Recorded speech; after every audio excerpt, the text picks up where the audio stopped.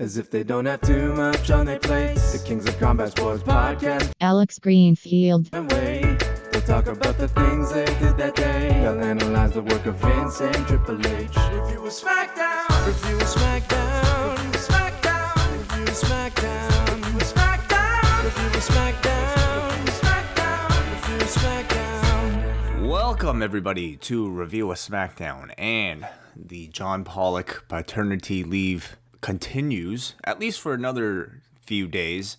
John will be back on Monday, but to fill in his place for this edition of Review-A-SmackDown, we brought in the big guns. We brought in a former head writer of SmackDown, and his name is Alex Greenfield. How are you doing?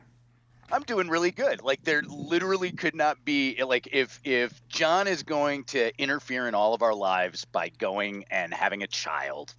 How selfish. I can't imagine a better week for me to come in because, like, I was there when the Punjabi Prison match started, and I could not be more excited to discuss my favorite, my single contribution to the craft of professional wrestling. Oh, I can't wait. I think you are perfect for this show. Alex, of course, hosts the VIP Lounge with MVP on MLW Radio, and I know that you watched this edition of SmackDown, Alex. At least you told me that you were going to, as you were doing your morning cardio. I know you've been on a bit of a renaissance as far as your health is concerned. How has that been working out, and how does watching wrestling play a role in your routine? Well, I mean, when I first started, this is the sadness. When I first started working out in any way, when I was, I don't know, 7th or 8th grade, everybody has a body that they want, and mine was Ricky Steamboat. So I had all these Pro Wrestling Illustrated fucking things on, and yeah, that never happened. This particular round of training has been like, I'm down 25 pounds from my heaviest. My cardio's really good. Like, I feel like a braggart, and I guess the relationship with pro wrestling is I get tips from friends who are actual professional athletes. But I've been doing a lot of high intensity of HIIT training, high intensity interval training. That 3 days a week, weights 3 days a week, and yoga every day. And fucking life-changing, dude. Like, it's I feel better. I feel better about myself. I feel like I'm doing an ad here. Come try Alex's supplements. But it's been great. Like, I love it. And Court has been trying to get me to do jujitsu for years. I've done a couple of classes ever, but there's a school not that far from where our new place is. So I think I'm actually going to try it. I don't know if I'm ever going to be a champion like you, but it seems like a fun way to get some exercise in and feel all masculine or something. We do need to round out an undercard for Grapple Kingdom 2 whenever that occurs. So I know. Seriously, I'm hoping me and Ed Ferrara, I think would be a good undercard match. Would love that. But how would you always catch up on Raw and SmackDown as you're doing your cardio, for instance? And I'm just curious, like, how does it help you at all to watch wrestling? Like, does one help the other? Because I guess watching and sitting down and watching wrestling is a bit of a chore, but being productive and working out during it might be a good way for everybody listening even to get through these shows. Any way that it can. I mean, look, I've talked about this with MVP on the show a couple of weeks ago. This is the first episode, like, top to bottom episode of SmackDown I've watched in, like, I couldn't even tell you the last full episode I watched. I've kind of been a little bit glum on wrestling, not glum in the sense that, like, there's a lot of really great performers and a lot of really interesting things going on, but I'm sure you've found this too. Like, all through my life, I've always liked wrestling, but it ebbs and flows, and I'm kind of in an ebb right now. And it was funny, I watched the show on the treadmill this morning. Not the entire, I wasn't on the treadmill for 90 minutes, but for long enough. It does make the time go by faster. But the other interesting thing that we'll get to in the review, not being a regular viewer, like I read a couple of, on my Twitter feed and reviews, a lot of people really didn't like this show. I got to tell you, if you're not enjoying wrestling, take a few months away and come back and watch a show, and all of a sudden, I found last night's show pretty fucking fun. I can't really relate to that anymore because I've been watching these shows consistently for like years now at this point. Years. But I know what you mean because I hear that often from people who don't watch too often, and then they'll come back and say like, "Hey, do you watch that show? I thought that was great. WrestleMania, oh my god, that was great." So there is definitely something to be said about having that freshness where you're not kind of nitpicking and point all the things that are wrong with current storylines aren't necessarily apparent to you, and you're just kind of more wowed by like, wow, look at these lights, look at this, look at that move, that was such a big move. I've never seen that in a long time. So maybe there's something to that. I'd like to get your fresh perspective on this show.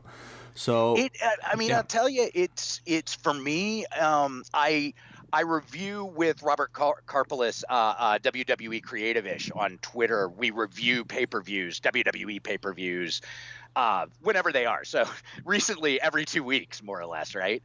And I've found that to be true. I am more of a regular viewer of Raw, and I tend to dislike Raw stuff more than SmackDown, which I'm really only watching the pay-per-views and this episode. It all feels really fresh to me. I mean, we're gonna start it off at the top of the show. Like, I have been nothing but delighted with Jinder Mahal. Like, his elevation, it has been fun. Like, I can't wait for him to move. I hope he retains and moves past the Orton feud because I think there's so much interesting stuff with this guy.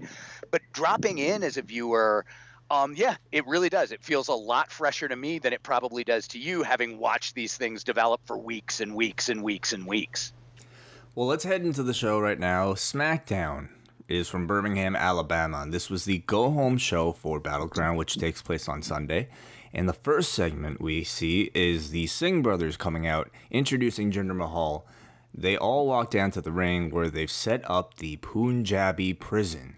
The Punjabi Prison, a bamboo cage surrounding the ring, surrounded by an even bigger bamboo cage around it. Please, Alex, tell us your history personally with the Punjabi Prison. I named the Punjabi Prison. Wow. So I think Court has talked to you and John about the story here before. So the Punjabi Prison match was not initially supposed to be the Punjabi Prison match. It wasn't. It was in the spring, I think, of 2006. We knew Khali was coming in. We knew the big program was he was the monster for the Undertaker, and ideas for a blow-off match started right at the beginning of the program because we sort of knew we wanted to run up. Obviously, life interfered here. We thought it was going to run basically through the summer, culminating at SummerSlam, and we wanted a big match there. And Court, and if I remember right, Dusty was a big proponent too, came up with this.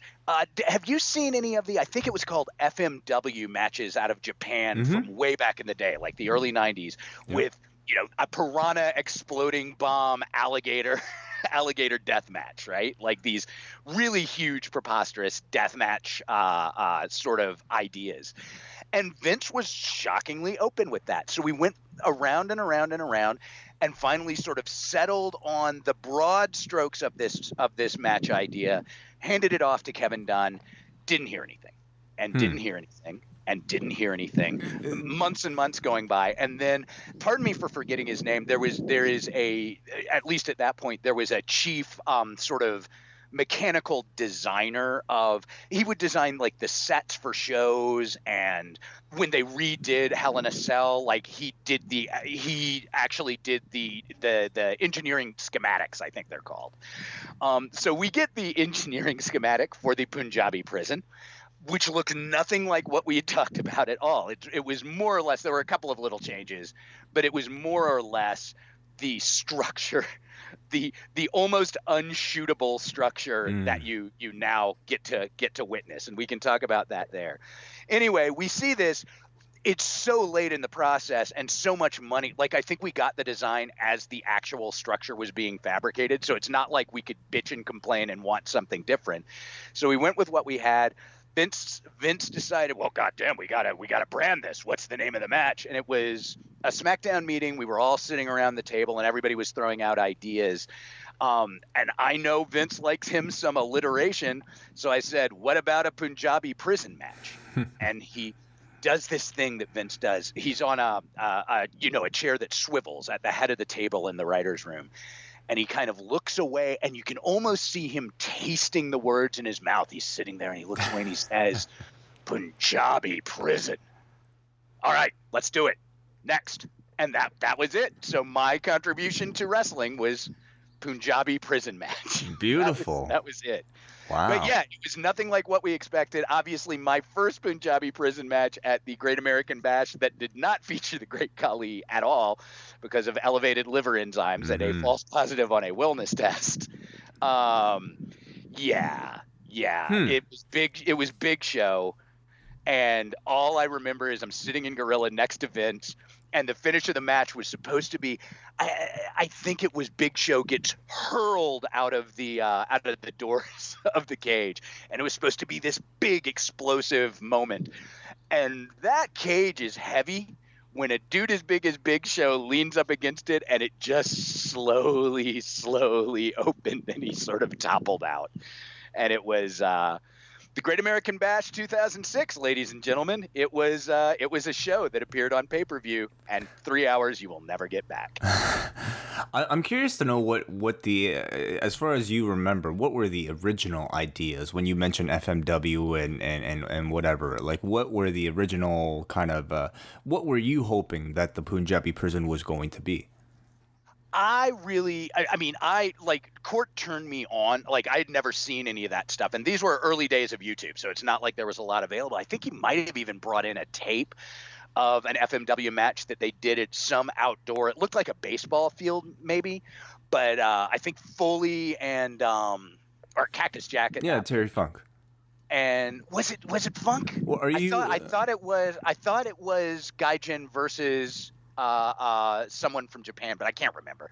Anyway, there's stuff blowing up all around, and that's really what I was hoping for, was this sort of horribly unsafe for both audience and talent, I guess. I was young. Exploding stuff match. Like, I really wanted like lots of pyro. I wanted lightning powers from the Undertaker. I was into that supernatural comic booky stuff in a time when we could still get away with some of it. I'm not saying that I would necessarily book it this way today, but yeah, I wanted a big pyrotechnic stunt display, basically, surrounding Khali and Taker, and of course it ended up being nothing like that. So the idea for the two cages, was that always in the works, or something that you discovered later? I want to say that the double cage was always part of it. I think one of Court's notional ideas was, remember when they would do the war games with the double cage? I think that was sort of one of his touchstones, but I honestly don't remember in terms of the engineering mechanics what the structure was going to look like in our heads, because really once you see the Punjabi prison, it blots everything else from your mind. I'm curious to know if you remember some of the reaction from the wrestlers themselves upon learning about the cage and its rules. I can tell you the Undertaker's reaction when we first showed him the graphic before he said it. I was standing there like with Vince. I was the head writer at that point. So I'm standing there with Vince, and I think Booker was with us. Or no, JBL was with us. And we show it to Taker, and Taker's sum total reaction was, huh. And he walked away. Huh. And I remember on the day when it was Taker and Show, and they were looking up at it. This is the rehearsal period when they were figuring out, frankly, how to fly in the cage. they were looking at it, and you could see they were sort of talking about what they were going to do with the match, but there was a lot of head shaking going on about it. For what it's worth, however, I've talked to Dave Bautista since I was gone at the point that he did his match with Khali in the Punjabi Prison. They really did, both in terms of the or maybe not in terms of the overcomplicated rules, because somebody had experimented first. Like Dave came in with a much better strategy for how to make it an interesting match. And one of the things that I hope happens tomorrow is they also figured out a better way to shoot that cage, because that first match was really hard to see. Like, it was really hard to see because a lot of time, like the posts aren't lined up correctly. So you lose a lot of action, but they got cameras inside. So it did improve. And I have no doubt, with two even more mobile guys, that it will be better this time. But no, the initial reactions, at least from Taker and Show, were this is going to be hard, because it's not bamboo. Like, I think everybody knows those are made of steel. They're like pipes. They're not very forgiving. Sort of like it's structurally similar to the old blue cage, which the boys, to a person, as far as I know, hated working in because it's really fucking hard, and it hurts a lot. And that was perhaps a design flaw in the Punjabi Prison. Well, we'll talk a bit about your thoughts on the production and the shooting of the cage itself, but let's get to the segment. So Jinder comes into the arena. He allows the Singh brothers to announce the rules for the match, and it's 4 doors. Each one is surrounded by a ref. A referee opens each door on command. The doors stay open for 60 seconds, and then that door proceeds to stay shut for the rest of the match. Winner has to climb out of both cages in order to win. Okay, so the crowd chants USA. The crowd chants for Randy Orton, and then Jinder says 2 men will walk in, but only 1 Maharaja will walk out. He said a bunch of other things, but it was just a bunch of generic shit, and I don't want to bore people with a recap. Jinder continues to speak in Punjabi. He's interrupted by Randy. Randy says Jinder is either the bravest or the dumbest person he's ever met for choosing to be locked in there with him. And he points out that Jinder is isolating himself from his only advantage, the Singh brothers. Randy, in his slow delivery, peers through the cage, says there will be no escape on Sunday. He continues to climb up as he continues talking, and then Randy asks Jinder what 1.3 billion people will think when he fails. Randy sits atop of the cage, says this is going to be my view when he beats Jinder on Sunday. Thoughts on the segment and the handling from a production perspective here, Alex? First, my very favorite part of the promo is after Jinder gives permission for them to go over the Byzantine rules of this fucking match. He goes on to say, I think it was like his first line after is, Randy, in the Punjabi prison, there are no rules. What did we just spend half an hour talking about, buddy? Yeah. Which I thought was particularly great. Yeah, this maybe this is the first I haven't watched outside of pay-per-views really, and the odd match or promo that gets buzz or whatever in a long time. I did not find Jinder's promo, like, you're right in the sense that it was sort of a generic wrestling heel promo. I found it well delivered, and I guess this is the big thing, and I'm gonna draw a funny contrast between Reigns and Jinder. A lot of times when Reigns is clearly reciting a memorized piece of verbiage, I don't believe what he's telling me. Like, there's just something that feels disingenuous about it. I again, not having been exposed to him as much as you have, I believe Jinder. I believe in his ego. I believe in his defiance, and I believe in his. I believed that he really does want to end the legacy of Orton. I mean, in a kayfabe sense, I believed what the character was saying, so I liked that. Randy's promo delivery, I'm with you. It is very plodding and slow, and I think like the jaw, his little clench the jaw shiver thing, like I think that is meant to get across gravity and anger, and instead it felt flat to me. In terms of production, though, I thought the shooting was much improved, and I thought the particular there was that over the shoulder shot from Jinder looking up as Randy was climbing up. I thought that was just a nice little piece of mise en scene that sold both the height of it and I think again Jinder's reaction, having to look up at this guy he feels like is beneath him, played really well for me. So I actually liked this segment a pretty good bit, and I know a lot of people on my feed will strenuously disagree with me, but this was a fine, very WWE go home sort of segment. I mean, it's a lot like when we did the Dominic on a pole match with Ray and Eddie. It's a lot like one of the first promos I produced at the company that really got over was Eddie's promo while climbing the ladder up and then sitting astride the ladder to go home. This felt similar in a way that I liked. I think the cage actually looks quite impressive on TV. I love the way they light it all yellow against the blue of SmackDown. I think it looks excellent.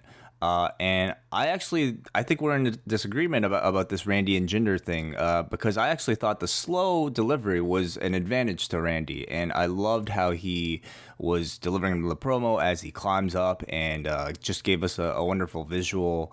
My issues with Jinder, I think week in and week out are just that he tends to cut the same promo every time, and each time it is kind of lacking in substance. You know, he definitely does look the part. He almost even sounds the part, but when you actually recap what he says, the man doesn't really say a whole lot.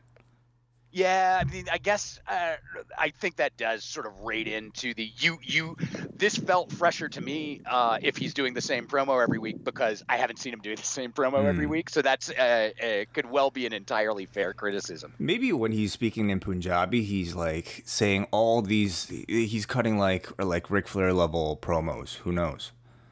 Do you know, is Dave Kapoor still at WWE?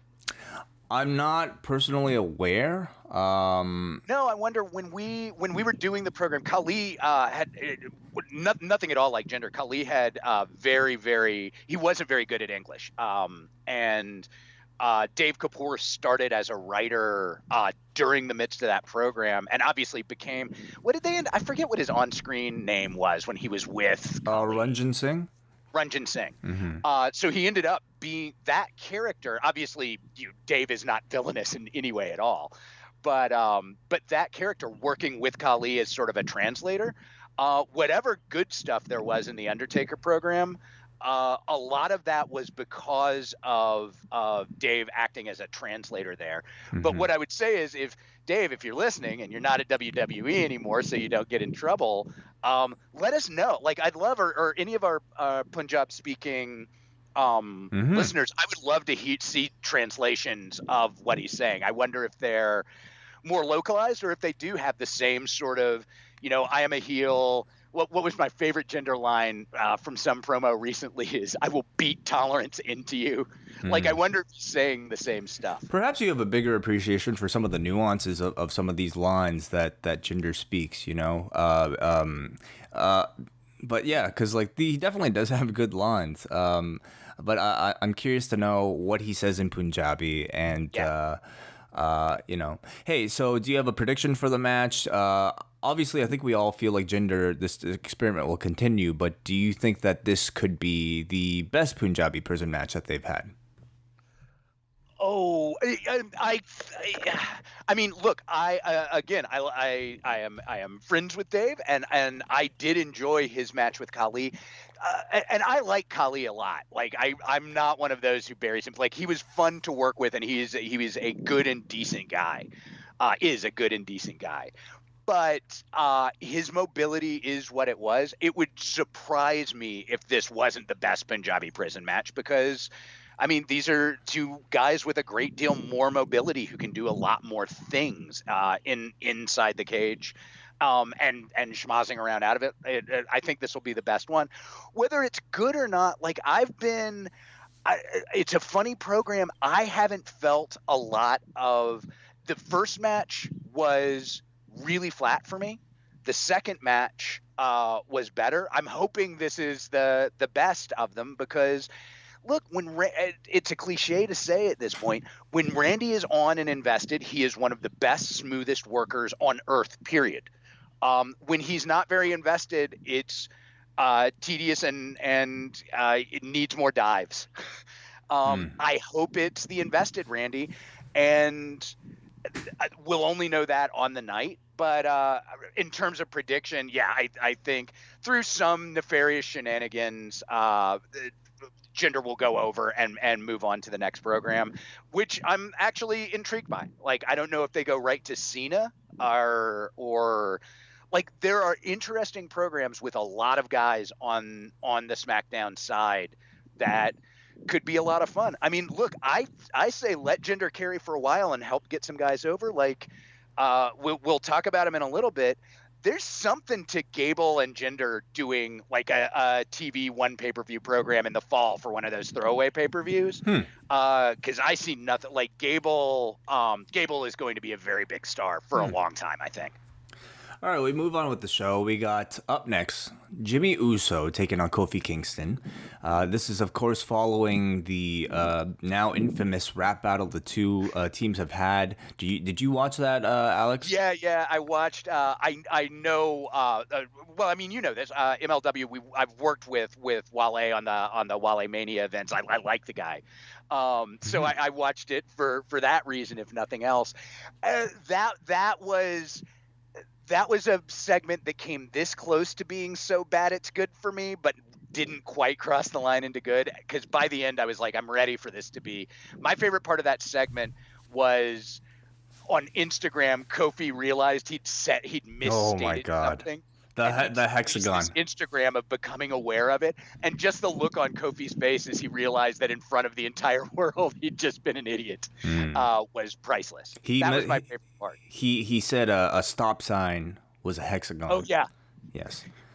So this is following that, and of course last week Jay was pinned by Xavier Woods in a singles match. So this week we have Jimmy Uso versus Kofi Kingston. It's all Kofi to start. He's taunting Jimmy, outsmarting him. A really unique tope con hero as Kofi bounces his body off the ropes into the flip on the outside. Kofi looks for the trouble in paradise, but Jimmy catches him with a fireman's carry, driving Kofi's head into the turnbuckle for a 2 count. Jimmy looks for a superplex, but Kofi headbutts him off, and then Jay climbs up onto the apron to distract, but Woods and Big E are there to stop him, and then Kofi delivers a high cross body for the win. So the Usos continue to lose to the New Day as we head into the title match on Sunday. Any thoughts, Alex? Yeah, it's interesting. I hadn't seen the match from the week before, but that is a very, like, in classical WWE booking, that they both lost means they retain. But it does feel like it's sort of time with New Day to do they need the titles or not? I mean, what do you think? I don't think so.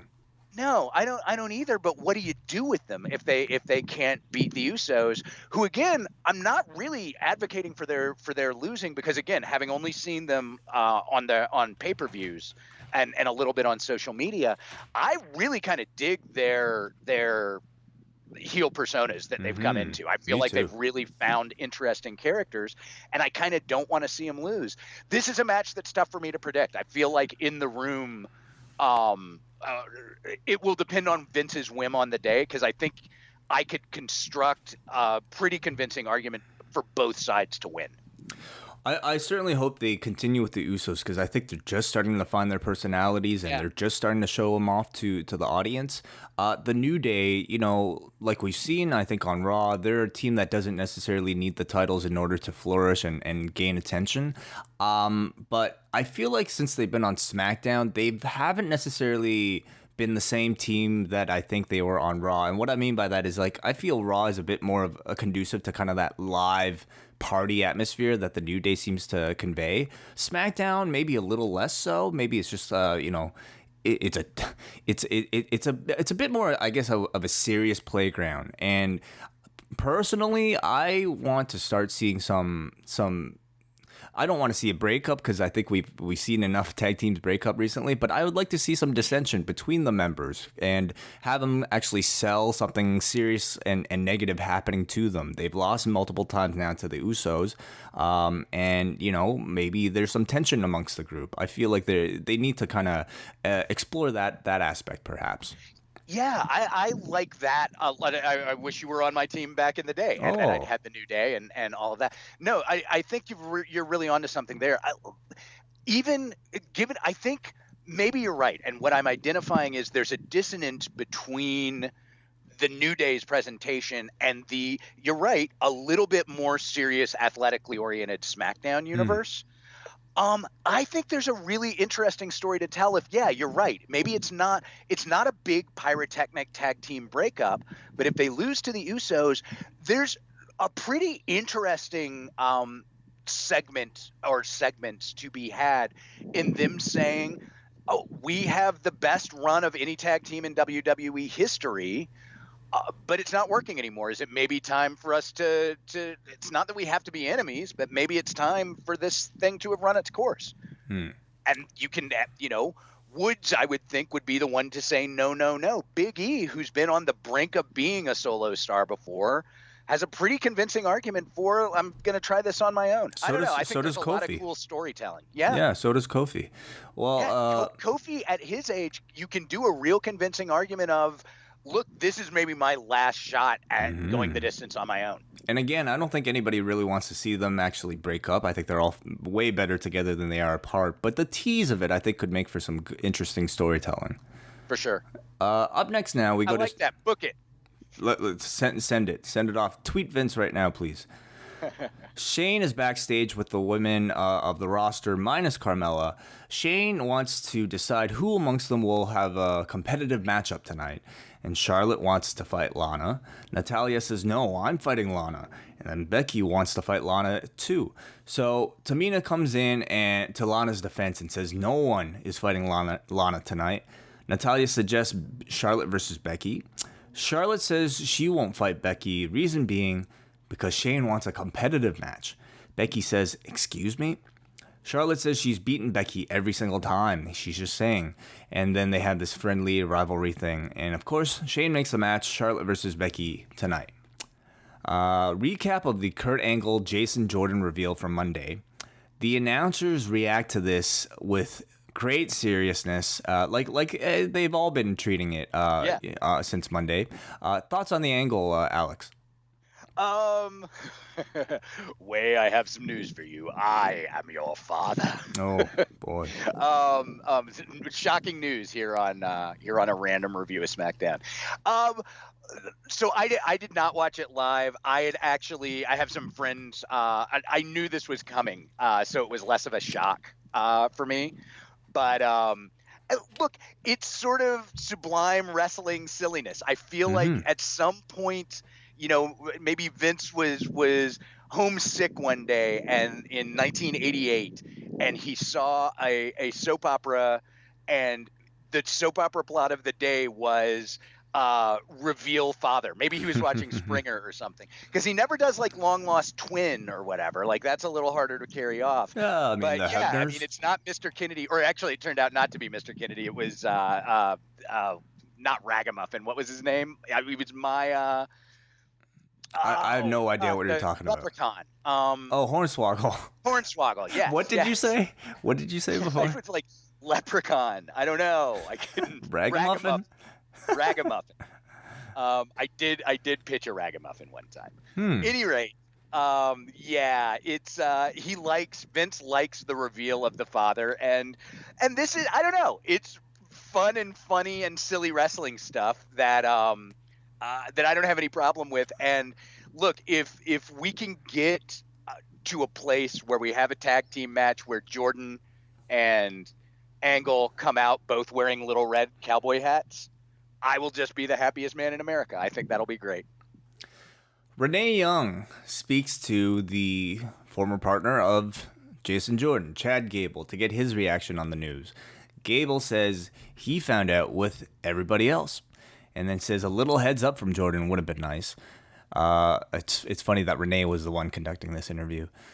He says Jordan did call him after Raw and they did talk, but explains that Jordan in recent weeks was seeming distant.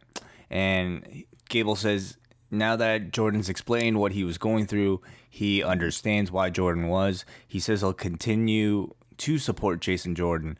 Renee asks Gable what's next. Gable reveals that he has some ideas but won't exactly share. He says this is going to be a chance for everybody to see a new Chad Gable on his own. How do you think Gable did here? I think Gable did quite well. So first, I know you and John must have talked about this. Man, they dropped the ball on American Alpha, huh? Yeah. Like, yep. Do you think, I was talking with Karpelis about this the other day. Do you think that part of the problem is that the really interesting story, the whole thing of Gable approaching him, the Ready, Willing, and Gable, and making Jordan say it, and the way they evolved as a tag team, so that we were really invested in them in NXT. Do you think the inability to just retell that story hurt them? Because I feel like what we never saw was their great chemistry together in backstage segments, which was what got them over in NXT. And it really, SmackDown has done a pretty good job since the brand split overall, but dropping the ball on American Alpha, which I think, I think they could have been the fulcrum around which the whole tag team division ran for years. And, they could have been something like what the Hardys, Dudleys, Edge, Christian were back in the day. And they just didn't do anything with it. All of that said, Jason Jordan is going to get at least a pretty big spotlight for a while. And while I suspect that Gable's line about I have some plans, but I'm not going to tell you what they are yet, is maybe something creative said to him, like we have some plans, but we don't know what they are yet. I hope they're big plans, because both the match with Owens and the match with AJ knocked my socks off.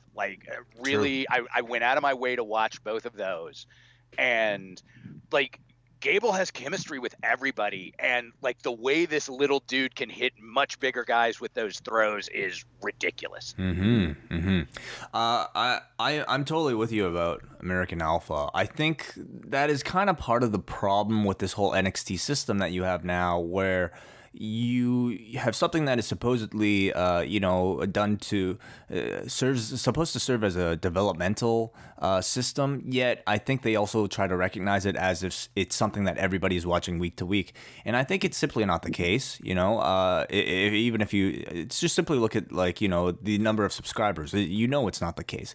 But they seem to recognize American Alpha as if they were this already established group.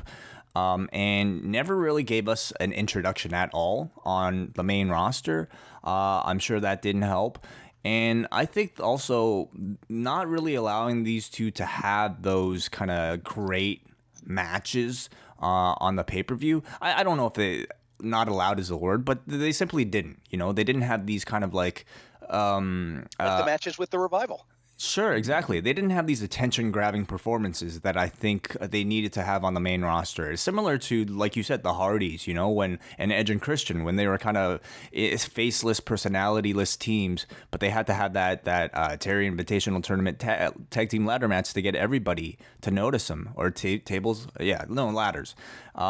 And I think Alpha needed something like that in order to get people's attention, but they never did. Yeah. And unfortunately, maybe the breakup a little premature, but we'll see. We'll see how this singles push goes for both men. Mike Kanellis is set to make his in-ring debut against Sami Zayn. And of course, Mike Kanellis is out there with his wife, Maria. You must have worked with Maria. Yeah, absolutely did. I freaking love this. This is another of those things. I'd heard that this happened, and I think I saw their introduction. That was on the pay-per-view. So yes, I saw the initial entrance, and I've heard about how they've evolved and his story about taking her name and all of that. And it's kind of the cheapest kind of heat, but there's so much nudge and wink going on the whole time. I really like them as a unit. I thought this was a good match. I like them being paired with Zayn out of the gate. Like, I have nothing but good things to say, and nothing but good things to say personally about Maria. I didn't work with her super regularly, but it always was like, remember, she was playing the ditzy, dumb character. She's the contrast between camera on and camera off was just, it was the biggest dissonance. Like, Undertaker backstage and Undertaker in the ring, not as different as one might hope. The difference between Maria, who is smart and funny and caustic and sarcastic, and she's just great. Yeah, total, entirely professional crush on her, because very talented, and I love seeing her get this opportunity. Like, I saw some of the stuff when she was doing this in Ring of Honor, and she's really evolved this persona into something that's fun to watch. And I just feel like Bennett or Kanellis. I feel like Mr. Kanellis is just a heat magnet. I think it's fun. Mike Kanellis is wearing a jacket to the ring with Maria's face painted on the back. The announcers bring up Kanellis taking his wife's name, and they talk about how weird that is. Sammy's in control for most of the match. Exploder into the corner. Zayn sets up for the Helluva Kick, but Maria climbs into the ring and stands in the way. She finally moves out of the way, but the distraction allows Kanellis to blindside Zayn with a right, and then his Samoan driver, the former Miracle in Progress, which he now calls the Power of Love, gets the win. Yeah, Matt. Oh my God, I wish they could get the Huey Lewis song. You know what? I don't think they can, but I think this new track they have is from CFOs, and I think they do a relatively decent job of capturing. Yep. Yeah, I thought the match was fine, but maybe you can convince me, Alex, because I don't know if I find this gimmick all too interesting at this point. You know, I just see two lovers when I see two people who I think could be a lot more straightforward, kind of serious heels. You know what I mean? I just wonder what the ceiling is for Mike and Maria Bennett, or Mike and Maria Kanellis with a gimmick like this. Oh. I think sort of the probably U.S. title level program. Do you know what I mean? Like, sort of top of mid card. I think you're probably right, at least in this version of the personas, personae, whatever. At least in this version, I think you're right. I think there's a ceiling, but I don't think, like, a lot of people are like, oh, somebody's stuck in the mid card. Like, people say that about Ziggler all the time, right? Like he never lived up to his potential, or. Top of the mid card for years and years is not a bad career in professional wrestling by any stretch of the imagination. I think you're right. Like, nobody's going to look at this guy as a title threat. But here, I'll give you something. Next year, Mike Kanellis wins Money in the Bank, and you've got this nefarious couple as a threat to your babyface champion at all times. I think you could run with that for 6 months. And it doesn't matter whether he wins and loses, it's the drama you get out of it. That seems like a very good appropriate elevation from maybe that mid card over to the next level, and we'll see what happens in a year. John Cena comes out. Pretty vocal negative reaction from Birmingham here for Cena. Both the Bulgarian and U.S. flags are hung up on the poles on either side of the ring. Cena lines out the card on Sunday, talks about the women's match, the Punjabi Prison, but says that the match that everybody will remember is his. And a huge pop for the U.S. flag. Cena says the rules of the match are to grab your own flag and race to the finish line. Cena says that he knows that there are people who don't like him, but he thinks everyone can agree that they all love the U.S. flag. He says the responsibility of whether the flag flies or falls rests on him, and he says he promises the audience that he will succeed. Says Americans never give up. The crowd chants USA. Talks about the Civil War, Pearl Harbor, the Battle of Normandy, the Cold War, and says at the end of all those events, the flag flew high. Says these colors don't run, these colors kick ass. Thoughts? Were you chanting USA like I was from my living room? Oh, criminy, dude. Okay, so I forget sometimes I'm on a Canadian show, so this won't be as since basically the beginning of the U.S. title run, I have very, very firmly been in. It's not that he always bats 1,000. I've been pretty firmly in the John Cena camp. Like that character that used to bother the hell out of me really converted me. The things that bothered the hell out of me back during like 2007, 8, 9, were these pandering, rah-rah, definitely delivered out of Vince's mouth promos. And I know this is very much a part of and will always be a part of John's John's persona. And it just, like, I find that kind of base pandering, like, it's click heat for me. And it's my least favorite John Cena. And this was the bummer of the program for me, because Cena's been so fucking good for a really long time at conveying subtlety. Like, the acting work that he's done has paid off. Like, some of the stuff in the program with Styles, it just has. Cena has been one of my favorite guys for a few years now, and this was like, if you could put in a capsule, what is it that made you say Cena sucks in the "Let's Go Cena, Cena sucks" chant for so long, Alex? This promo would be the only example you'd need. I think the joking Cena is still probably the one that I dislike the least. But, like, it's interesting, because I think depending on who you ask, some people will probably say that this was wild. I thought this was a great John Cena promo. But for me personally, I don't, maybe it's because I'm Canadian. I don't know. But I couldn't help but get a real sense of just seeing this massive propaganda machine in front of me. And it's not even so much, I suppose, his delivery, because I think his delivery is great. But I feel like he comes across like he's memorized this kind of rally the troops script in his head. He delivers it so smoothly that it almost feels disingenuous, like almost like he's just a robot for the U.S. Army saying all these things. And it's hard to, like, really be critical, because in the end, you kind of want a performer who can do that, especially for a flag match, right? But it's just like, I would say you either really love this or you really hate it.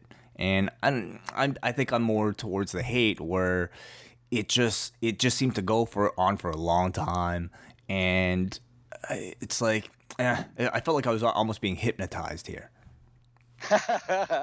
or Cena was hypnotized at some point. Yeah, I mean, it really is like, it's funny. I don't think anybody writes these promos for him at this point. I feel like there's almost some shorthand that Vince says, "John, I need 5 minutes on America." Mm-hmm. Yes, sir. And out he goes, and he can just do this. And and it's what's always felt this way to me. And I'm not even in any way saying that Cena doesn't on a shoot feel this way. Mm-hmm. I didn't know John particularly well, but it wouldn't surprise me. Like, he is an idealistic fucking guy. But it's so rote that I think you're right. It feels it, and has always felt to me, disingenuous even when it's not. It's sort of like when he breaks out his hip hop caricature voice. Like, it just doesn't feel real. Well, Cena waves his flag, and yes, he does. Out from behind comes Rusev to attack. Savate kick to Cena, lots of boos.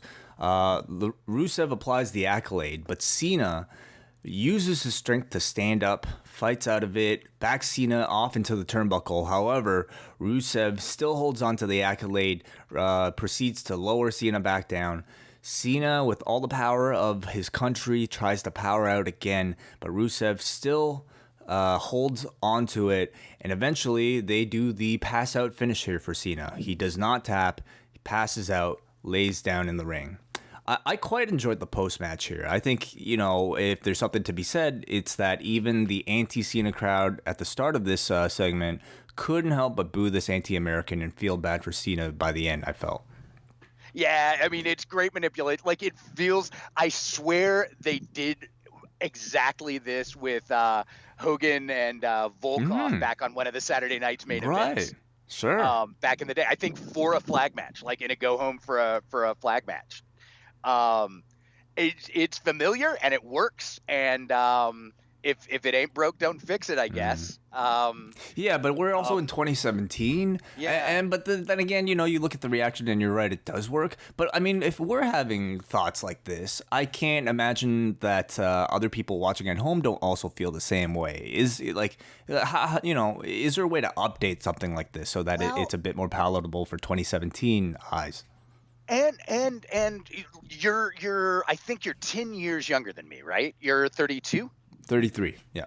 33. So you're 11 years younger than me. Do you get an ironic enjoyment out of stuff like this? Because I feel like I work with a lot of people nominally in this sort of millennial generation, and you have I think people my age and older can still view this through the lens of good guy, bad guy in a sort of classical way. And I feel like you guys and find it cheesy or not cheesy based on our, I don't know, political leanings or whatever, right? I feel like people with a strong irony defense can take great mystery science theater enjoyment out of the theater of here's Captain America versus Red Skull. You know what I mean? Yes, certainly. I think I enjoy a lot of wrestling from an ironic perspective, but not this. This was almost too much. Like the thing is I feel like a Marvel movie, a Captain America movie, would kind of poke fun at something like this and still give you a wink, even the later Captain America movies. I feel like you have maybe not so much the movies, but at least the comic book. There's a lot of kind of commentary about how Captain America wouldn't be this on the nose about his love of America. I think. It would be a bit more critical, but still maintaining kind of the core value of what the character is, how much he loves America.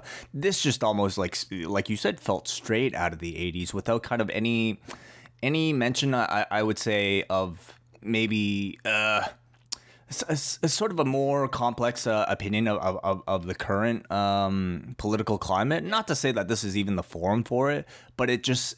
It felt so simple, but maybe we're thinking too hard about it. Maybe this just needs to be a simple, pro-American angle. Yeah, I mean it's interesting, and I mean this is sort of a replay of what we saw at the WrestleMania a few years ago when Cena gave Rusev his first defeat, right? At the beginning of that U.S. title program. Ironic that that my love of Cena begins when this stuff stopped. I think you're right, but the flip side is, just as a practical matter, as a fan sitting there, not as a critic or a former writer or anything, the Cena who you put in contrast with CM Punk or Kevin Owens or AJ Styles is just, or even Miz, is a much more interesting character than me than Rah-Rah Cena. But then again, this is a tiny pay-per-view in the middle of the summer, and they're getting him ready for something, I would assume, bigger at SummerSlam. AJ Styles is in the back with Shinsuke Nakamura. Shinsuke walks in, and AJ asks him, "What do you want to talk about?" Do you want to talk about tag strategy? Or maybe do you want to reminisce about Japan? So basically, AJ does all the talking here, at least to start. Shinsuke doesn't say a word, but then Shinsuke glances at AJ's US belt, and then says, "One day, you call, I answer." Shinsuke's scripting was kept very short. It was kept imperfect, and in my opinion, I think felt much more real and impactful this week than many of his previous appearances, which I'm not sure if you've seen, Alex. I have not seen. I haven't seen a lot. I liked this a lot. It's funny. This again is one of the examples of not having watched regularly. What I was going to tell you is, if this is how they're bringing in Shinsuke, I need to at least be watching his segments every week, because I wanted more of this in NXT, frankly. But that line was a perfect stinger, and that's a match I'm dying to see. Yeah, I thought so too. I thought as far as backstage segments go, this was one of... I mean, he only had, 3 lines? But not even 3 lines. He had, "One day you call, I answer." 6 words. But yet, I felt like he came across better here than many of his previous backstage segments. Can you, maybe talk about your time 10 years ago? Was there ever a moment that you guys had to push a babyface who couldn't, cut these long promos? How do you push, especially somebody who's Japanese? It's one thing to push him as a heel who doesn't speak, but to push a babyface who doesn't do much talking. Can you talk, what are some of the challenges with that? I mean, in a weird sort of backwards way, that not in terms of a language barrier, that was always one of the challenges of programming the Undertaker when I was there. He is a man of few words, and while his face and actions, and you can build things to be very expressive, not having dialogue as a tool in the toolbox is tough. And it was always challenging. You're in week 4 or 5 of a program, and you want what would normally be, the promo duel between your hero and your villain. You don't want Undertaker doing a promo duel with Mark Henry. That's not the gimmick. That doesn't work right. So you're always having people jump out of coffins, and you're always hiding it with smoke and mirrors. But at the same time, like with Shinsuke, you could give Taker 6 or 7 or 10 or 12 words, and they really fucking matter, because when he speaks, it matters. Do you see them, starting to be able to... Do you see them treating Shinsuke with the same kind of reverence that they would treat and care that they would use to promote somebody like an Undertaker? Oh, no is the short answer to that, and that's not a piss at Shinsuke or anything else at all. The Undertaker was there because of Vince's relationship with Taker and the importance of him. There is no one you can say that about. The way that Undertaker is protected, and I don't mean that in a pejorative, in a negative way at all. It's everybody in the company cares about that character. Nobody will ever be. I can't imagine anybody being as protective about a character ever again. I think there is no ceiling for Shinsuke. I worry and continue to worry about Vince's ability to get his head around a non-English speaking top level babyface. Were there ever any discussions during your time there for a similar case to Shinsuke that maybe didn't necessarily pan out? Oh God! In terms of bringing somebody from the outside who doesn't speak English and trying to promote them as a top babyface. Oh gosh, I feel like Court has told a story something like that, but in my time, there were certainly talks about bringing in people from Japan. I think Tanahashi even at that point was on the radar, but the lack of English skills and just sort of the weird. I was there during a weird period with Deep South and OVW sort of being very tenuous, and it was a tough time for developmental while I was specifically there. So the infrastructure is so different now with the Performance Center and NXT and teaching English that to segue madly real quick, no, they absolutely could do that with Shinsuke, because look what they've fucking done with Asuka. Let me revise my previous opinion. No, the lesson is there that you can program him as a top babyface, absolutely, as a man of few words. They should be able to do that. I can see it pretty clearly. Anyway, back in my day, no, I was never presented with a circumstance like this. The closest was Khali, and that's the story we had before. Khali never really had to speak. Had a mouthpiece, right? All right, up next we got Becky Lynch versus Charlotte, and Natalia's on commentary. Some good chain wrestling from Becky and Charlotte here, showing off, I guess, their chemistry with one another, and also the fact that they know each other's moves very well. Becky with the head scissors into the disarmer early, but Charlotte escapes. Naomi is shown watching backstage. Becky escapes from a figure four attempt. The natural selection is beautifully countered into a disarmer attempt. Charlotte escapes into a schoolboy, but then a big boot lays out Becky for 2. A ton of counters for each other's moves here. Charlotte misses a moonsault. Becky applies the disarmer, pulls Charlotte away from the ropes, and Becky finally defeats Charlotte. So I thought a very solid match between these two. Yeah. I mean, their chemistry is great. They're always great together. I love when Becky has a partner with whom she can go into that English style chain wrestling, like that. Oh God, I forget the name of the school, but they produced Balor and Zack Sabre Jr. and Havoc and a whole bunch of those guys. But Lynch trained at the same place. And I love when that breaks out, because it feels, even though I watch a lot of English wrestling, seeing it in a WWE ring is always really bracing because it's so different. Yeah, I mean, this is, as with any combination of the four horsewomen, they can work all day, every day, as far as I'm concerned, and tell different stories every time. Like, I thought this was super fun. I'm sort of sad they didn't get the bigger stage of a pay-per-view match with more time. Right. I guess you can assume that for a little later on. I think this was probably done just to give Becky a bit of momentum heading into the match on Sunday, because I think she's been sorely missing it for quite some time. Personally, I don't think it really hurts Charlotte, but there's an argument to be made that maybe they should have saved this, but I thought it was fine. Post-match, we got Tamina and Lana running down. Natalya gets involved, and Tamina and Lana lay all of them out, continuing to tease that there is more beneath the surface with their relationship. Do you have any guesses as to what that can be?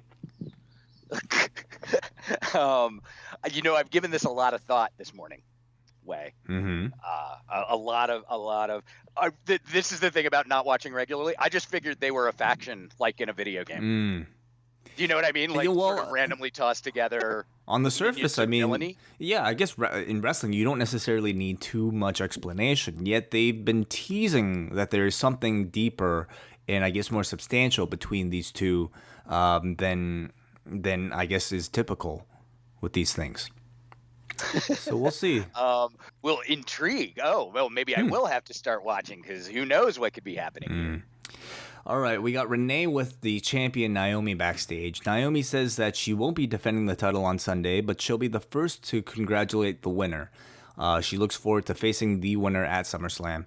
And then in walks Carmella with the Money in the Bank briefcase. She tells Renee to leave and reminds Naomi that she has the briefcase, and says if Naomi is going to be at Battleground, so is she. So perhaps a tease of a cash-in on Sunday, which doesn't necessarily make the most sense given, Naomi doesn't even have a match. But I guess they can always tease us with some type of attack and resulting in a tease. What do you think of Carmella with the briefcase? No, it's funny. The comment I was going to make on this segment, I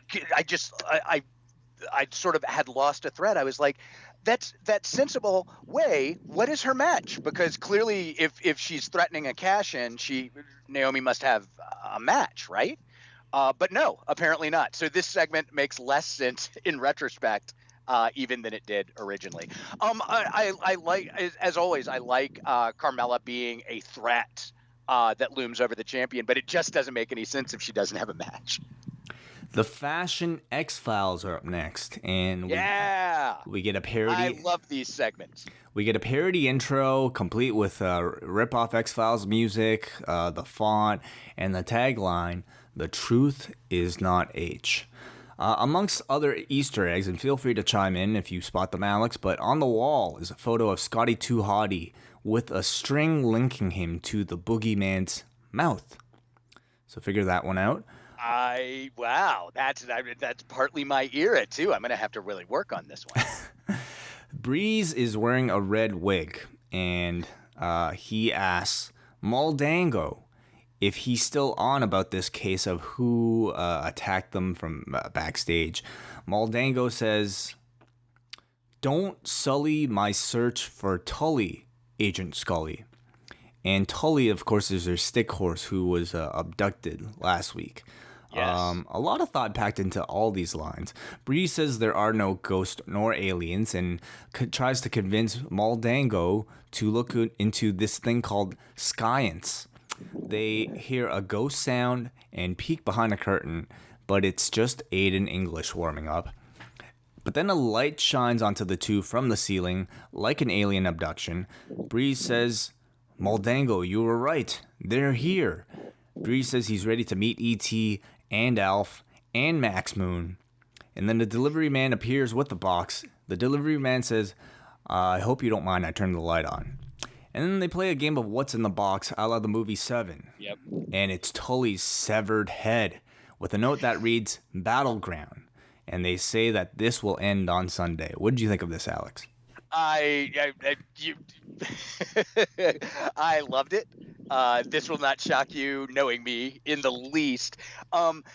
Listen, if you'd have told me whenever they first linked up that Breezango would be as fun as they are, I wouldn't have believed you. I thought it was the death knell, like put two guys who aren't getting over together, job them out the door. I had no idea this was coming. I think it's great.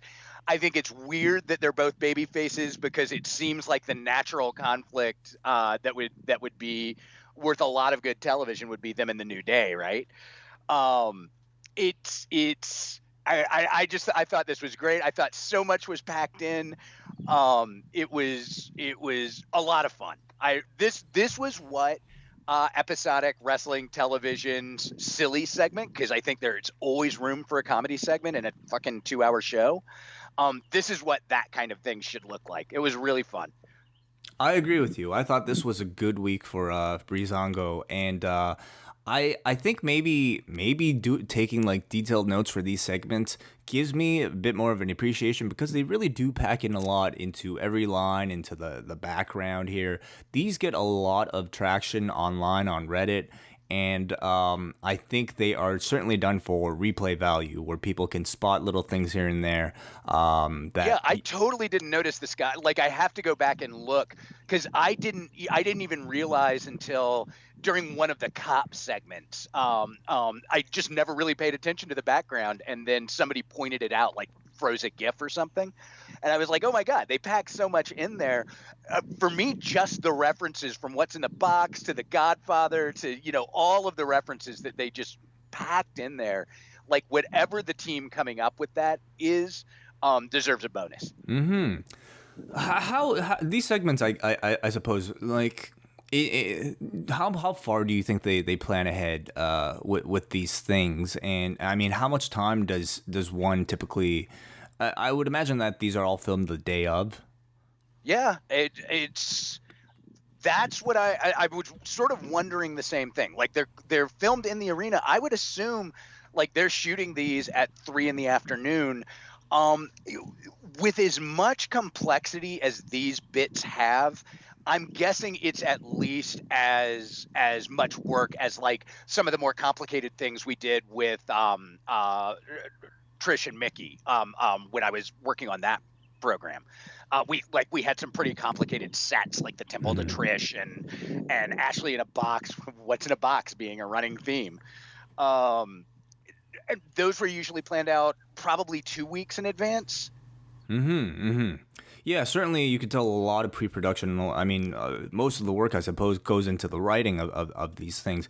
Do you think, like, I'd love to get your thoughts on this, because do you think that they can get out of the arena for any of these? And by that I mean, like, changing the look of the way some of these segments are shot, getting away from kind of like the video quality of a lot of these backstage skits. I mean, if there's anything I think to be said about like Impact or I'll throw in Lucha Underground as well. I think their backstage segments come across way better, at least in terms of the way they look. They're a lot more believable than just, these where they kind of come across as a mix between SNL and a backstage interview.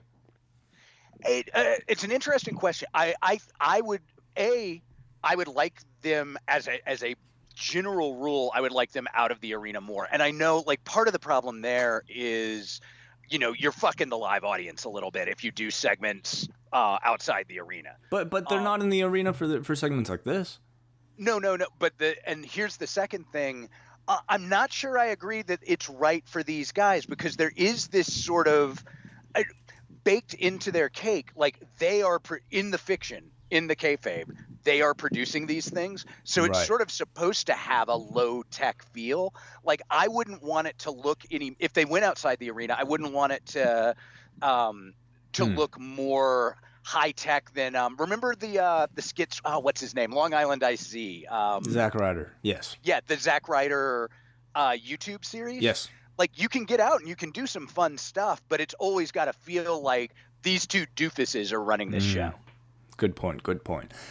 We see Drew Gulak telling us that coming up next on 205 Live, he says he will crown Mustafa Ali for good in their 2 out of 3 falls match. And that leads us into the main event. AJ Styles and Shinsuke Nakamura versus Kevin Owens and Baron Corbin. Nakamura comes out, and like last week, Baron Corbin charges him early during his entrance to attack him, but this time Nakamura ducks the briefcase shot. Owens also runs out, and that's how the match starts. Right as the Nakamura comes out, brawl on the entrance ramp, back into the ring after a commercial break. Corbin catches Nakamura with the deep 6, but Styles breaks it up. Frequent tags from the heels cut Nakamura off in the corner. Hot tag to AJ. Styles with a facebuster onto Owens for 2. Styles sets up the phenomenal forearm, but Owens tackles him off the apron. The end of days from Corbin is countered with an AJ Enziguri, a Pele from AJ, but Corbin won't leave his feet. Blind tag to Owens. Owens comes in with a super kick onto AJ, and then a pop-up powerbomb. Owens pins AJ Styles ahead of their match on Sunday. Thoughts, Alex? I enjoyed this match. I was trying to articulate to myself, I go back and forth on Corbin a lot, ever since back in the NXT days.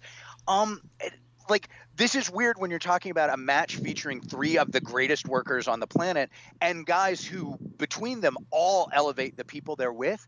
Something like Corbin the differential in the skill level makes Corbin, maybe it's because he's so tall or he still stands out for me in this match in a way that, like, it felt like he wasn't at the level of the other guys. Clearly he's not and shouldn't be expected to be, but normally that's hidden better, I guess. I would say, but I don't completely. I'm back in the space of I go, like I said, I go back and forth on Corbin, and right now I'm in the space of I don't think this is the guy they think he is. Like, there's something that doesn't connect with me and his persona, and I can't figure out what it is, but he has a little bit of click heat. Like, when he's in the ring, even getting his heat, that's the moment I'm sort of scrolling my Twitter feed. Do you know what I mean? Yes, I do. Yeah. He's the distraction piece. Yeah, well, I mean, when you put him in here with 3 guys who I guess a lot of people can consider to be amongst the best in the world right now, he will, I think, certainly stand out. But I'll say, like, for a guy who's been on the main roster maybe like less than 2 years, I think he's progressing really well. But they're giving him a lot really soon, and it's not like he seemed out of place. I think in all these main events with Corbin, he seems like somebody who can. He kind of fits in. You know what I mean? Like, he doesn't seem as out of place. I'll say, like, man, at times Jinder might even seem a little out of place. But certainly, I think promo wise and character wise, I see some deficiency with Corbin. I think they're still trying to figure out what this guy is about. He's still trying to figure out his voice. Yeah, that's it exactly. I feel like, and this extends not just to promo, but to who he is in the ring. I feel like you nailed it exactly. It's like we're watching a work in progress, and that lack of polish feels out of place, particularly to me, among people who so intimately understand and convey their characters. What did you think of this edition of SmackDown overall? I maybe it's because I came in with like low expectations, because I woke up this morning, I saw the Twitter, my Twitter by and large, which leans very sort of smart marky, didn't seem to like this show very much at all. Like, people were saying, oh, it's a terrible go home show. I read a review, pardon me, where a lot of people were commenting variations of, well, this makes me want to watch the pay-per-view less. I didn't feel that way at all. Like, I usually come into the pay-per-views a little bit colder. I'm happy to have watched this, and I think there's only one segment on the show that stands out for my lack of enjoyment of it, and the rest of it was between, solid and good and perfectly fine for TV. Yeah, I think for me, I had a good time watching it. I don't think there was anything that really dragged for me on this show. As usual, SmackDown continues to kind of be the easier to watch amongst the shows. For me, I think a go home show, while I wouldn't say anything on this show necessarily made me that much more interested in what was happening on Sunday, it certainly didn't detract. And I think at the very least, it reminded me of what the card was on Sunday. So, there is that. Except for Naomi, which just was confusing. Well, this is about the time where we would usually go into Talking Smack. But as what everybody a bummer. knows, We even talked about this when we talked about me coming on the show. Originally, I was like, oh, this is one of my favorite things. Mm-hmm. The weird line that show drew between kayfabe and real life, and I really enjoyed it. I think some of the most compelling creative material to come out of this new era in SmackDown came out of that show, and they canceled it the week I review a SmackDown. They were just like, oh man, this Alex guy is gonna come in and talk about this. We can't have that. Vince just knew that this would be trouble. But I think the world is very, at least the internet has been very vocal. I'll say I obviously I am disappointed as well, despite now there's a half an hour less for me to watch every Tuesday. Yes, but Talking Smack was certainly something I did look forward to watching every single week. But I was surprised by how vocal the outrage was for the show, not just from the Twitter audience, but also from the performers and the employees of the company themselves. Did that surprise you?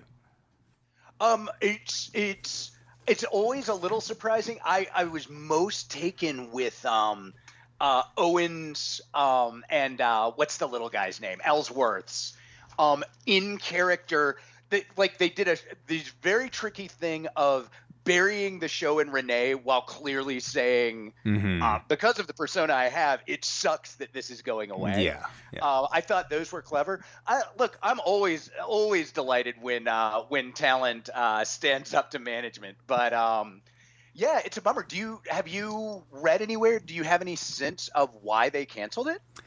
From the discussion, it was always buzzworthy. Yeah, from the discussion, and I think some of the reports that have been come out online, it was a combination of the ratings not being that strong, and also maybe in some sense Vince not wanting so much unscripted material getting out there, which is unfortunate. Yeah, that doesn't surprise me. It's a bummer, but it doesn't surprise me. I mean, if there's anything to be gathered from not just the audience but also the performers, it's that we all want these wrestlers to be able to improvise a little bit more and to kind of own their characters and to be able to display that ability. And I've been impressed with so many guys that I think otherwise I would have not seen that skill from on the scripted program, and that includes Baron Corbin, that includes obviously The Miz, and even guys like Apollo Crews, who I think took advantage of that forum to really showcase who they are. Can the WWE ever work some semblance of that into the actual body of the show? I mean, we pitched something like that. Remember the period when we were doing Miz as host of SmackDown? This was back when I was first starting out as head writer of the show. Mm-hmm. One of the things we wanted to do, we really wanted to radically depart from Raw's format. So Miz as host of SmackDown, turned out however it turned out. I was delighted with it. Miz's smarmy heel host was great. A lot of people hated that, but we wanted a sort of top of the hour, the crossover hour between what were we, 8 to 10? So the 9 o'clock crossover. We wanted to experiment with doing a Sports Center type thing. First, being able to report on Raw as a different thing to help increase the separation at that point, to be able to sort of studiously report on angles. It felt like a great development device, and Katie and Vince just didn't go for the idea. I think for whatever reason they must be against that, because didn't they cancel that the show where the three guys go out to dinner, Table for Three or Dinner for Three, whatever it was? It wasn't canceled. It's still happening. Well, never mind then. So, but the difference is, that is very much a controlled, taped show where you can edit conversation. Yeah. But Talking Smack is, at this point it is taped, but it's not like they go back and edit, with like a half an hour production time. So it very much is, I guess, live to tape. But yeah, unfortunate, and I'll be the first to say, I think Talking Smack always kind of provided mixed results. Sometimes when it's good, it's really good, but then you'll have weeks kind of like last week where you'll just kind of have duds. But it's unfortunate. And I hope that they can work back that format in some way that I think pleases everybody. Up next. I certainly hope so. Like, I found, and again, I was a drop-in viewer, like when it made news. So it always felt like it made news to me because I wasn't watching week in, week out. But some of the Daniel Bryan, Miz stuff was just like, it's as good as anything they've done, in any of their forms in a long time. Like I wish Bryan could work because they set that program up perfectly. Right. Maybe and there's a lot of stuff, like that. Like one of the times that I was very bullish on Corbin was after an appearance on Talking Smack. Maybe it's a case of them like, just Vince wants to be able to edit some of it. So like maybe why not have them still do Talking Smack, but release it on perhaps a Wednesday where they can look over and chop out anything that they don't like. Maybe, I don't know. But I think this public outcry, I think, tells them that there is definitely a demand for a product like that. So I hope they keep it, make a weekly version of it other than just for pay-per-views. We move on now. So we didn't get Talking Smack, but we still have 205 Live. Alex, did you watch this edition of 205 Live? No, you're going to hate me. This is a solo job for Wai Ting. I did not watch 205 Live. I did not have time this morning. I certainly don't blame you. I assume your cardio sessions aren't that long. And, yeah, right. I would be in much better shape if only. Have you seen any of 205 Live in the past? It's funny. I was talking to Robert about this the other week on our show. I have not watched a single episode. I've seen some matches that were talked about, but I just didn't really have room for another hour of wrestling in my week. And I feel bad because these are a bunch of talented guys. Yeah, I don't think you should feel bad, though, because we talk about how, like, a freshness and kind of like being an absence from the product kind of makes it a bit more enjoyable. And a show like 205 Live is certainly the opposite of that, where if you are forced to not only watch every hour of their main roster programming, but also this hour of NXT, this hour of 205 Live, it can certainly wear on you unless you really want to watch it. So I don't blame you in the least. I'll quickly go through this episode. This was largely built around the Mustafa Ali, Drew Gulak 2 out of 3 falls match, and that match actually starts us off. There were purple ropes on this edition of 205 Live, unlike on Raw. These two have 2 wins over each other, and this is their 5th match. Lots of great groundwork between the two to start. Ali, with a double chicken winning, rolls Gulak onto his shoulders to earn the first fall. So Ali scoring the first pinfall by keeping it all on the ground. Gulak plays very frustrated. Ali gradually begins to work in his high flying, some backflips, a big drop kick. Ali goes for a monkey flip, but Gulak dumps him on the floor. Crowd, unfortunately, is pretty quiet for it all. Fight on the floor. Ali goes for the inverted 450, but Gulak plucks him off. Gulak locks in his Dragon Sleeper, and Ali taps to even the score at 1 fall apiece. Gulak refuses to let go of the hold until the refs count to 3, and so Ali is nursing an injured neck as we head towards the final pinfall. An inverted Rana from Ali drops Gulak right on his head, which is unusual. You don't often see that type of bump on the main roster. Gulak retreats to the floor. Ali climbs the corner and dives off with a gorgeous-looking somersault. We fast forward, more near falls. It seemed like they had scripted a really great match, and you can kind of sense the gaps in between the action where the applause should have been. But unfortunately, I'll say they didn't necessarily seem to be able to get the crowd until they continued a few more near falls. Ali with an O'Connor roll countered into a dragon suplex. Ali rolls that into a pin, which Gulak escapes and immediately connects with the big clothesline for 2. Gulak, not knowing what else to do to beat this guy, decides to climb up to the top rope one more time. He's on the second turnbuckle, and he already has shaky legs. He sets one foot on the top rope, looks around, but then ultimately decides not to do it. But he is still in perfect position as Ali runs up, delivers a top rope rana, and then an inverted 450 for the win. I thought a really good match, told you a very clear story. All in all, now that I've seen this from start to finish, I could probably say that this was one of the better 205 Live storylines, but not enough to get this crowd to care, unfortunately. Up next, we have Brian Kendrick versus Devin Bennett.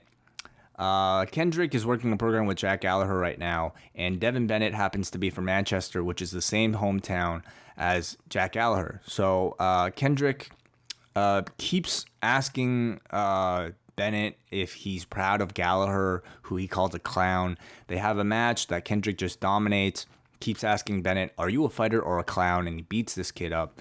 Bennett slaps Kendrick, and it angers him, and so Kendrick comes back with a big boot, captain's hook for the quick win. Dasha is with TJP backstage, and then TJP says Rich Swann can't stand coming in second place compared to him. He beat him in the CWC, and he beat last week's jobber in less time than Swann did.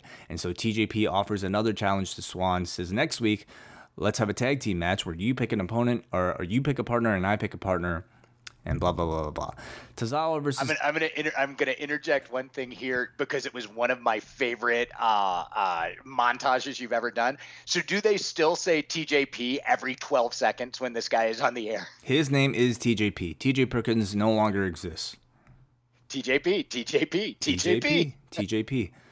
Akira Tozawa versus Arya Daivari is our main event. And of course, this is coming off of Raw last night where Tozawa... had such an injured shoulder that Titus basically threw in the towel and stopped the match for him. So this was against better guidance. Tozawa's demanded rematch against Daivari with an injured shoulder. And this week, Daivari does not make mention of Hassan Yazdani, the Olympic gold medalist. He mentions the first Olympic gold medalist from Iran, Imam Ali Habibi, and says tonight he's going to dedicate this match to Imam Ali Habibi. Tozawa comes out, taped left shoulder. Daivari basically targets it the entire match. Some brief comebacks, all caught up by Daivari with attacks to the shoulder. Some great selling from Tozawa throughout. And then Daivari, big frog splash onto the injured shoulder, covers Tozawa. Tozawa reverses, but then quickly grabs the trunks. So Akira Tozawa, cheating to win out of desperation, gives him the win. And we go off the air. So I don't know if that was enough to convince you, Alex, to tune in next week. Probably not, is my assumption. I thought you were going to ask it the other way. I don't know if this was enough to convince you to continue not watching this show, but if not. Yeah, honestly, like, I think it's a decent show. Hardly, though, a show that is appointment viewing, you know, when I think you have so many better options to watch, not just in wrestling, but like on the network itself. You know, I think like a Table for Three is a much more beneficial and I think better use of my time than just a bunch of wrestling matches that they're good, but they're not that good, you know? So 205 Live continues to be something that I think John and I will probably recap every single week, but I've sensed less and less people caring. But let us know. Shall we proceed to feedback, Alex? Yes, I even have the Pro Boards, lawradio.proboards.com. There's a beautiful. plug. Beautiful. I have it up on my screen so I can read some of these fabulous comments. All right. People. So let's start off here with Pastor Doug from Chicago, who says SmackDown has been sorely missing Cena. Great promo selling the match and Battleground as a show. The flags on poles under the Punjabi prison structure screamed WCW to me, and I was awaiting a Russo swerve. Do you guys think that Jinder needs to go over clean with no interference from the Singhs to move him beyond this feud? If so, where do you see Orton and Jinder being spun to next? Oh gosh, for me, absolutely not. I do not want him to win cleanly. I want there to be nefarious fucking chicanery that gets him out of the cage first, or whatever the victory state needs to be. I want Jinder Mahal to cheat and subsequently say that he humiliated and destroyed Orton, because he's a fun heel. Where do they go next? Jinder, there's so many opportunities. I mean, it feels like with Rusev feeling like it's going to be a very short-term thing, it feels like they're going to go right to Cena, and I suspect that'll be the SummerSlam program. Which I suspect like it's an original thing, like it's what most people are saying. And Orton, I have no idea. Like, what does Randy do after this? Take a brief vacation, go and film a movie about AWOL Marines? I don't know. Yeah, good question. I mean, I guess that would free up Rusev, and then of course you also have Corbin. You have Owens on the heel side. I mean, Randy is a relatively fresh matchup that I don't think. Yeah, that sounds interesting to me. Sure. We go to our next piece of feedback, Monsters Rebel, who says, I liked Orton's promo. Jinder and his valets cowered when Randy started climbing the cage, which was great. Their promo got tedious quick, though. The woman squabbling was cringeworthy and came across a bit demeaning. Again, Becky versus Charlotte. They laid down a good match, but it's done to death. Usos were great in this, and so were the New Day. Please limit Xavier's trombone spots. We have seen this for the last 2 years on Raw. All in all, it was an okay SmackDown Live. We go to Michael from Orange County, who says, main event was decent, although I feel we've seen this combination many times. I hope that the Punjabi Prison match is the last if the Orton Mahal feud, as I feel it's become rather stale. Question, who are your predictions for Breezango's opponents at Battleground? I'm thinking Luke Harper and Eric Rowan, as they've been off of TV for a while. So, I mean, they never announced Breezango in a match.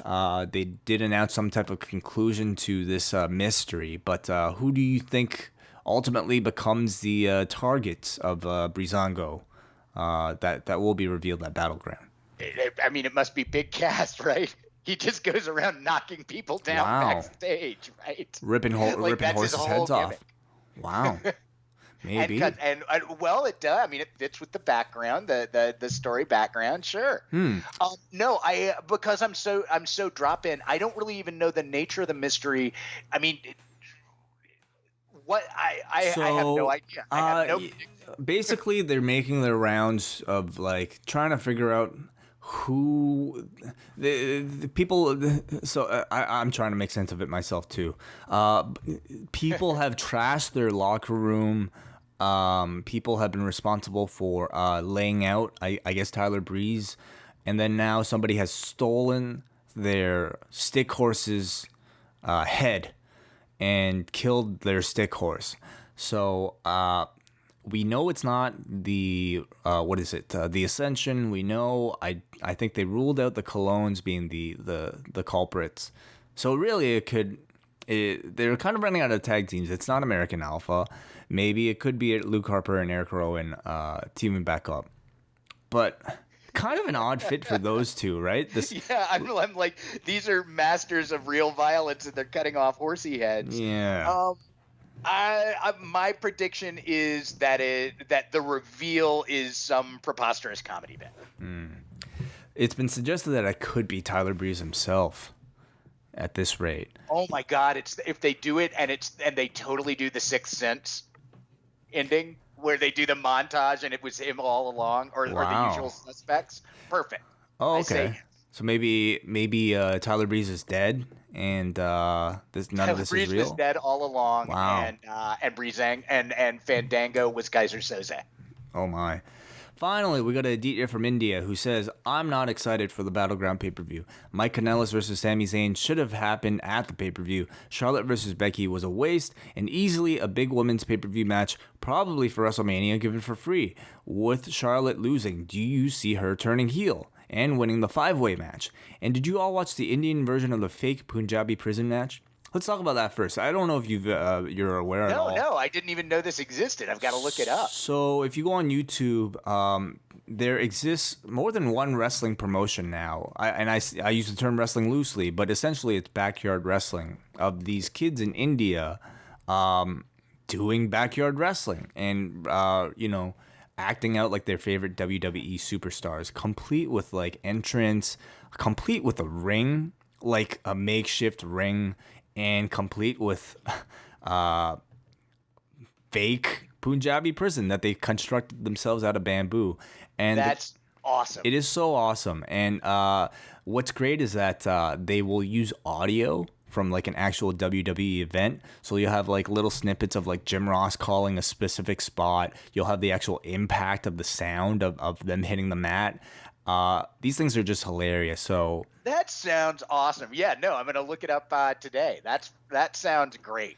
I like to think that part of that is my legacy halfway around the world. You named it, Alex. You helped create that. So be proud of yourself. And he asks if Charlotte losing will turn her heel.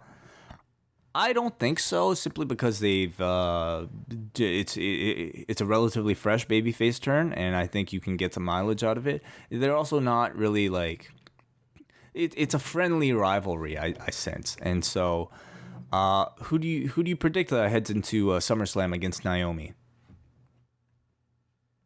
Oh gosh. This is sort of like, I don't know every match that's happened. I mean, it feels like Becky's turn, but maybe not.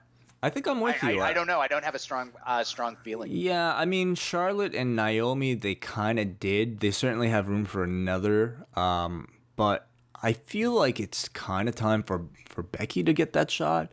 I also don't put it past them to do some type of multi-person match, which I don't want to see again. But yeah, I think Becky would be my personal pick.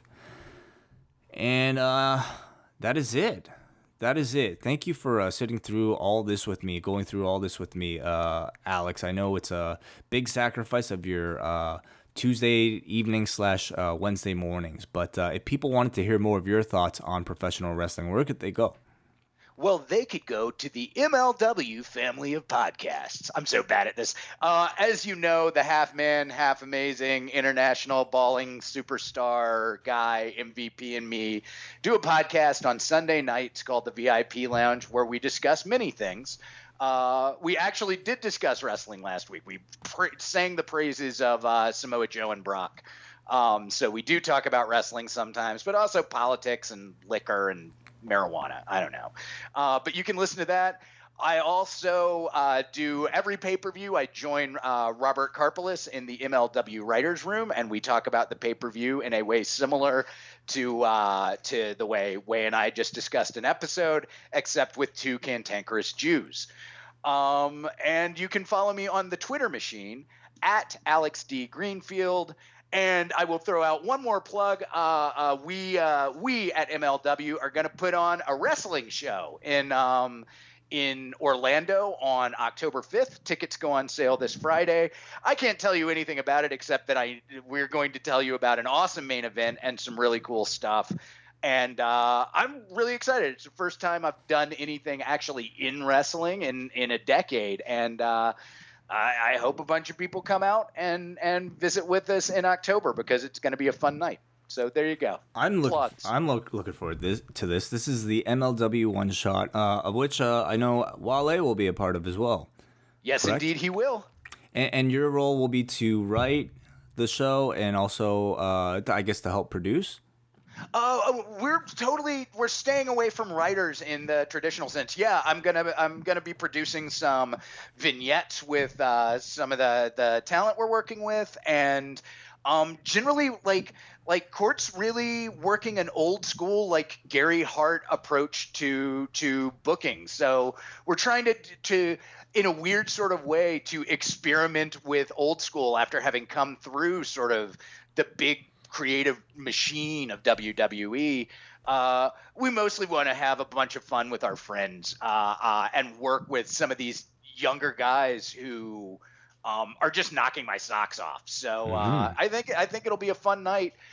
Plus, it's Orlando in October, and that's pretty much the best time of year to go there. I'm going to go to Disney. Oh, you're going to have fun. I forgot what I was gonna ask, but will this? So you're producing vignettes. Will this be like? Is there any way that somebody outside of Orlando can watch this? I think Court is not going. I think I'm going to confirm or deny nothing. Okay, How about that? Got it. Basically, pay attention to MLW Radio. Follow Alex and follow Court Bauer. They will maybe announce something in the days ahead. That there could or could not be announcements. There's no frickin' way to tell, but it's cool stuff. Well, I'm very much looking forward to it. Thank you so much again, Alex, for filling in for John. John will be back on Monday for Review Raw as well. If you tune into the feed, you'll probably see a G1 update from him. Maybe right now, maybe in some of the days ahead. Tomorrow, I'll be doing a preview of WWE Battleground with Jimmy Corderas. And then on the Law, we got coming up on Sunday is a recap of Battleground, of course. What's next? A whole bunch of other shit. Keep It 2000 is coming up this week as well. Stay tuned to the feed. Thank you, guys. Thank you, Alex. See ya. Thank you.